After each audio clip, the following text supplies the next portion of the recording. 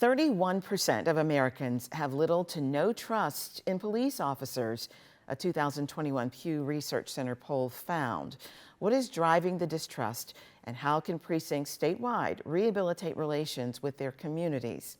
Adam Wojcicki of the Virginia Center for Policing Innovation is joining us to weigh in on this. Welcome to the program, Adam. Thank you for joining us. Thank you for having me, Angie. So I'm going to start with two things that put you way ahead of other guests. One is that on your bio page, there's a quote from E.B. White, and as a book lover, I find that fantastic. You also live in one of the greatest places on God's green earth, Powhatan, which is my hometown. So I'm glad to see those two things.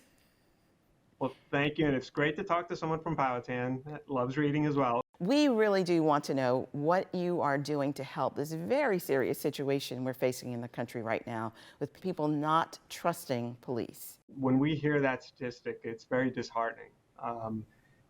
Ideally, we would want our communities to have full trust in law enforcement and the police. So for us, when we hear that, we understand that there needs to be kind of a refocus on the idea of community policing. And that really is a framework that will help to bridge that gap between the people that want effective law enforcement and the law enforcement officers that want to provide it. One of the things that I hear from people and that I'm reading about is what a difference mindset makes. First of all, the mindset of the public and choosing to try to view the police as helpful, and another, the mindset of the officers as being a guardian and not a warrior when they go out into the streets. Could you talk about that a little bit? The importance of mindset in that relationship between the community and law enforcement officers and police officers really starts with this idea of not just officers taking the role of guardian rather than the warrior mentality, which is kind of an antiquated perspective, I think, in public safety. But really, it's more than that. It's this idea of a shared responsibility for public safety. So the framework of community policing really focuses on that idea that, you can't have the police come in and, just cure a community. First of all, that's not reasonable. It's not realistic, and nobody wants that. What the police need to do is work with the community to care for it, and that's a long-term strategy for effectiveness. Social media makes it immediate and viral when there is an incident of police brutality or potential police brutality. And I think that has, a really negative effect on people's perceptions of police officers. How does training impact lowering the number of incidents like that we see? The very first thing that all of us need to agree on is that it is not acceptable.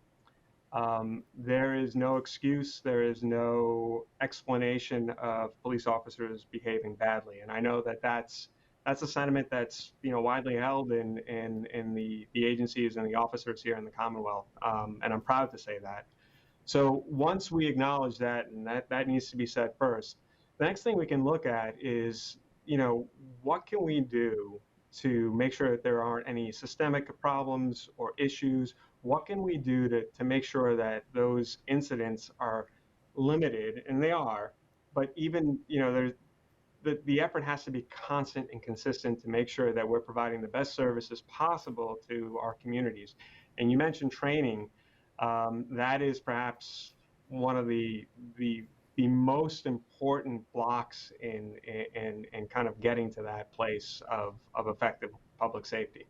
Training and integrity. There are a number of people who feel that people who like to engage in violence or who want more power gravitate towards police departments when perhaps they don't have the integrity that it takes to truly serve all of the people and to do it fairly and wisely.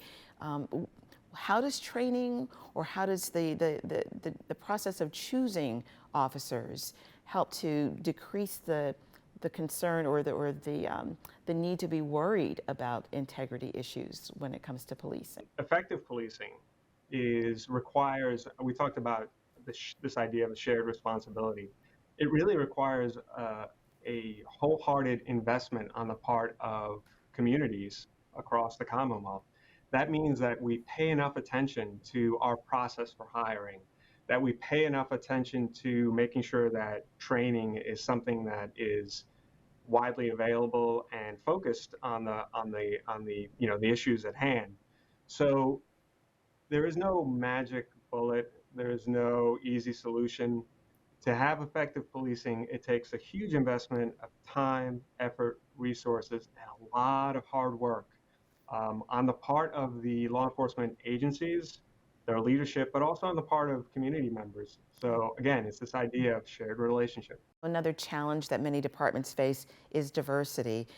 Everybody has, vacancies, too many vacancies now, looking for workers. But the importance of having a workforce that reflects the diversity or the complexion of the community is important. How are you advising departments to grapple with that problem? The police are a reflection of the community, and to have that be the case is really vital to effective policing. So the way to address it is to make it a priority and to measure it. We tend to, all of us as people, we tend to put priority on the things we measure. So we recommend collect data, be purposeful in your recruitment, be purposeful in all aspects of training and hiring and recruitment. We would like to believe that most people are drawn to law enforcement because they truly want to serve. They want to be public servants. They want to make life better for other people. And to that end, when we get it right, when law enforcement gets it right, what does good policing look like? Well, when law enforcement gets it right, what we end up with is communities that, and again, I'm going to keep coming back to this term, that have a shared sense of responsibility for public safety. And that means community policing. That's essentially these big ideas, these principles. You get to see them in play. You get to see the idea of partnerships, problem solving, not just putting Band-Aids on issues, but actual long-term problem solving where the police and the community work together to address root issues of problems. So we talk about partnerships and problem solving. Those are pretty easy to understand. But when a police agency and a community are doing public safety right, you notice that these agencies have this idea of organizational transformation built into their structure. All that means is that they are capable of change, and officers at the street level are able to make decisions and actually engage with community members to solve problems and to address their needs. So that to me is the epitome of effective policing, which is really community policing. Well, hopefully the turbulence that we've seen, the mistrust that we've seen is just a starting point for things to get better. And hopefully a lot of departments are benefiting from the work that you're doing at your center, innovating for police departments. Thank you so much for joining us, Adam Wojcicki. We appreciate your time. Thank you for having me, Angie. Thank you for watching. Continue to follow Virginia News and Stories by subscribing to our VPM YouTube channel.